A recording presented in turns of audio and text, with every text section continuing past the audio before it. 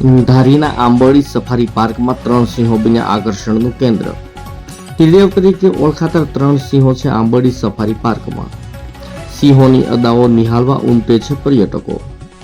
સિંહની ગેલગમત જોઈ પર્યટકો થાય છે ખુશખુશાલ. આંબોડી સફારી પાર્કમાં સહેલાણીઓ માટે વન વિભાગે કરી છે સુંદર વ્યવસ્થાઓ. આંબોડી સફારી પાર્કમાં સહેલાણીઓ માટે સિંહો છે આકર્ષણનું કેન્દ્ર.